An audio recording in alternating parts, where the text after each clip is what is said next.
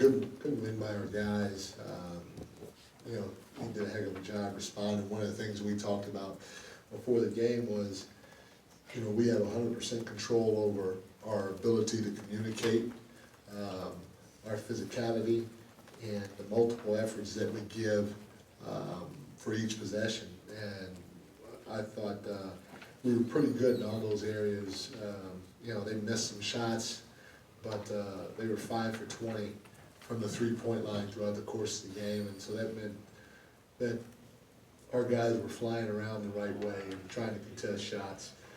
HB had a big game for us. I thought you know, you're not stopping Kevin Durant, although Kevin Durant had 28 on 9 for 14. HB did a great job on him throughout the course of the night, just trying to make him work for his shots. And you're very appreciative of having a veteran like HB be able to step up and make a Hall of Fame player like KD work.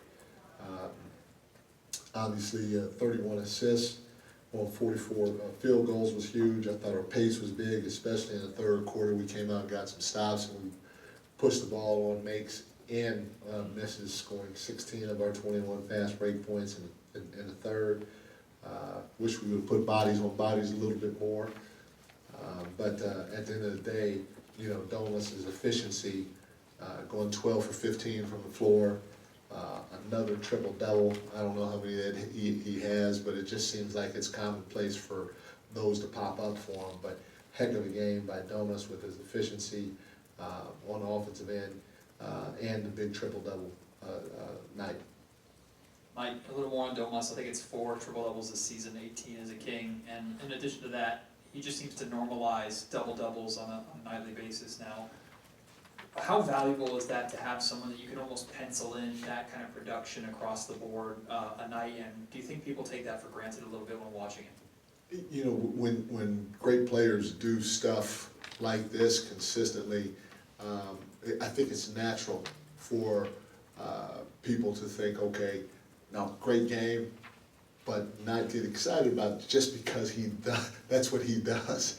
And so to be able to recognize it, to highlight it when he does it from time to time is big, and it's up to all of us to highlight it, because it's hard.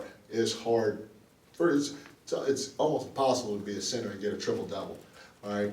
There's only a couple guys out there. Domus is one of them. Jokic might be the other one. I may be forgetting another guy or two, but it's hard to get a triple-double from the center position, first of all, especially as much as he gets them. But a double-double, everybody just thinks it should happen because he always gets double-doubles. And so I don't think it's malicious when people take it for granted at all. It's just expecting what a great player does. And just like Foxy, you know, if Foxy has 27, hey, you're supposed to get 27 for us, and you're supposed to play defense too. Good game, but you did what you're supposed to do for who you are. I was hoping you could not only remember this moment, but shed some light on what happened. You know, HB hits a 3 in the first half, comes over, looked like he thanked you for something. Did you recall what that was? No, did you ask him? No, I meant to, but I forgot. He started speaking Spanish, so it was very He spoke Spanish? Yeah. Fluently too. What was he saying? Ex-Hector. Anybody? Chris asked me to ask him 5 questions in Spanish, Ah, and so, because I guess he's learning to speak Spanish. yes, he is. And he did really good. Okay, yeah, that's awesome, okay. HB's a smart guy, he's very smart. If he puts his mind to something, he gets it done. But, so, I got on HB, it was a few games ago, because it was a loose ball, and he reached for it. And so I got after it pretty good, and it was a loose ball in front of the bench, and I was yelling, "Get on the fly! Get on the fly!" You know, and he ended up coming up with the loose ball, and so play happened, and then a timeout happened, and he came up to me, he goes, "Just want you to know, if I don't get on the floor, I will get the loose ball." I said, "Okay, all right, you don't have to dive on the floor if you're gonna come up with it." So that's why I shook my hand. And I was just wondering if any reaction to Malik's dunk.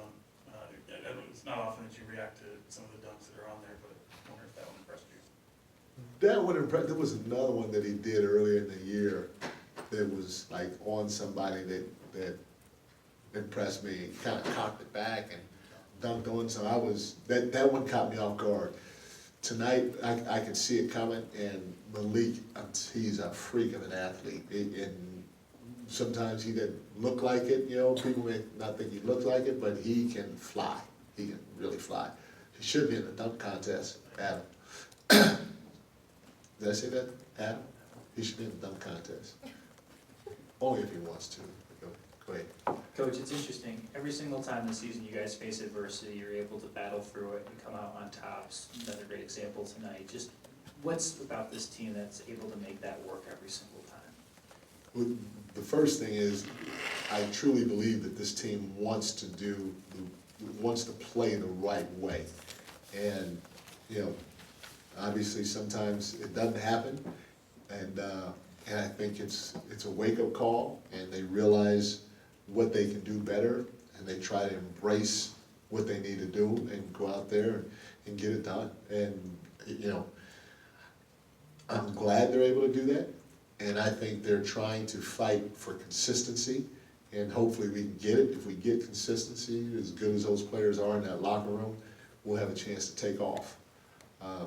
But again, we got a lot of basketball left. I can't sit here and promise that we may not get smacked again. Hopefully we don't get smacked as many times as we have already.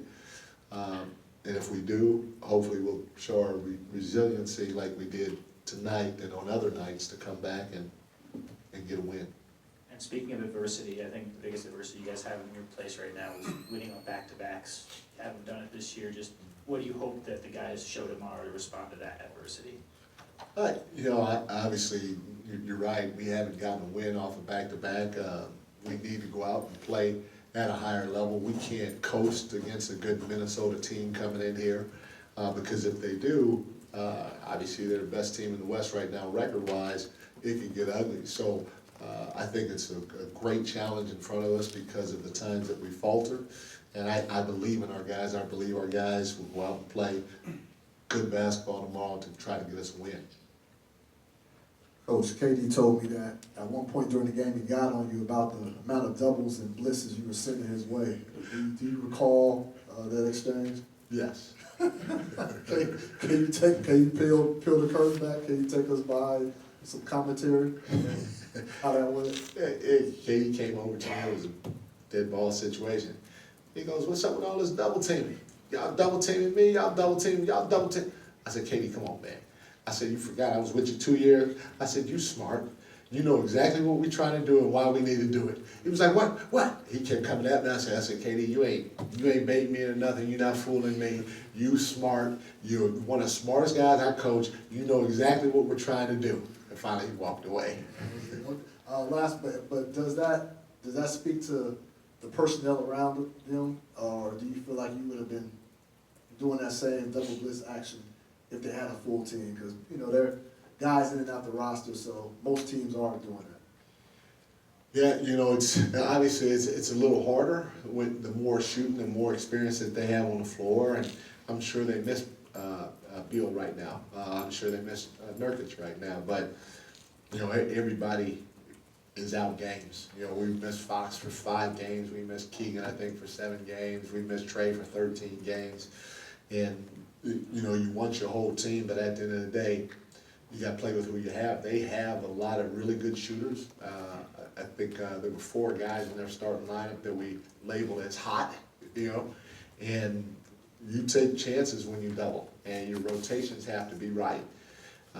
Just like when they try to double Domas. You take chances, their rotation have to be right, and if we get that ball moving and it's to the right person at the right time, we can make them pay. And so it's a cat and mouse game in that regard when you have great players that have to be double teamed. They make the game easier for the average player in the NBA. So. Mike, you mentioned Nurkic being out, and you guys were 28 of 36 in the paint. How concerted was that effort to get Domas going early inside and attack them in the painted area? It's always an emphasis for us, especially when they played small a lot. They put Mezzi on them a little bit, then they went even smaller late in the game, and for us, you know, anytime we feel like we have an advantage down there, it's not necessarily just to post him and get him going in terms of scoring. He has the green light anytime he wants it to catch on the post and go score. But Douglas is such a great passer. He's so strong, great vision and all that stuff that he gets a handful of assists from that because teams start to shrink, they do double, and if you overcommit, even if you don't double all the way, if you overcommit or lean towards him a little too much, he's gonna find somebody for an open three. And so for us, it's not just a post-up play, like I said, it's a play for him to make a play as well for his teammates. Coach De'Aaron broke the Sacramento-era record for most assists. What's that like for you to watch him be setting franchise records like that? He's just getting started. I think the guy's 25, 26, something like that, and he's already broken that record. I mean, there's gonna be a lot of records that go down during his time here. Thanks, everyone. Thank you all. Appreciate it.